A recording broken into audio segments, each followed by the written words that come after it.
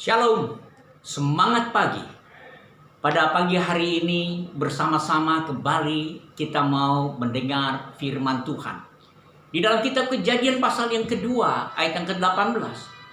Firman Allah mengatakan demikian. Tuhan Allah berfirman, tidak baik kalau manusia itu seorang diri saja. Aku akan menjadikan penolong baginya yang sepadan dengan dia. Bapak, Ibu, Saudara yang saya kasihi di dalam nama Tuhan Yesus Kristus. Di dalam bagian firman Tuhan ini, Allah tidak langsung serta-merta menciptakan teman yang sepadan dengan manusia. Bukankah Allah sangat peduli dan bukankah Allah sudah berjanji akan berikan penolong yang sepadan? Namun setelah bagian firman Tuhan ini ayat yang ke-19, Allah malah menciptakan, membentuk segala binatang, burung yang dibawa kepada manusia agar manusia memberi nama kepada hewan-hewan yang dijadikan itu. Hal yang pertama yang perlu saudara dan kita ketahui bersama-sama, sesungguhnya Allah menciptakan manusia sebagai makhluk sosial, di mana kita bisa bersosialisasi dengan siapa saja. Namun sosial yang paling dekat dengan kita adalah manusia itu sendiri. Saudaraku yang saya kasihi, tetapi bukan berarti segala ciptaannya kita tidak bisa bersosialisasi dengan itu semua. Allah menciptakan itu tentu ada banyak alasan. Karena manusia memang membutuhkan teman, membutuhkan kawan, membutuhkan yang lain untuk dapat bisa diajak berbicara, bisa diajak menyalurkan segala emosi. Jangan saudara heran ketika ada orang yang senang dengan hewan-hewan peliharaan, baik itu hewan-hewan yang jinak maupun hewan-hewan yang buas, kadang dipelihara dengan sebaik-baiknya. Karena pada dasarnya ciptaan Allah yang lain itu pun untuk melengkapi manusia sebagai makhluk sosial. Nah saudara, mengapa demikian? Mengapa Allah menciptakan penolong yang sepadan dengan manusia pada akhirnya? Dan seperti kita ketahui bersama-sama, itu janji Allah kepada manusia. Allah berharap manusia tidak tinggal dalam kesepian hidup ini. Saudara, tidak serta-merta orang yang hidup bersama-sama itu tidak pernah ada kesepian. Bisa saja dia ada dalam keramaian, tetapi sebenarnya jiwanya penuh dengan kesendirian.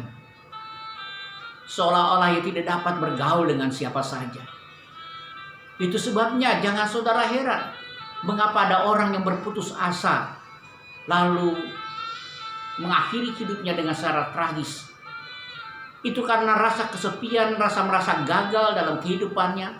Ia sudah tidak lagi bisa bersosialisasi dengan siapa saja. Nah saudaraku yang saya kasihi di dalam nama Tuhan Yesus Kristus, betapa malang kalau manusia itu hidup dalam kesendirian. Ia bisa melakukan hal-hal yang tidak terduga, yang sangat-sangat menyedihkan bagi kita sekalian. Dan bahkan kalau saudara melihat di tepi-tepi jalan, di jalan-jalan, ada orang dengan gangguan jiwa. Mereka begitu menyedihkan, mereka punya dunianya sendiri, mereka tidak bisa bergaul, mereka tidak mampu berbicara satu dengan yang lain. Ada yang diajak berbicara, walaupun kadang kurang begitu nyambung.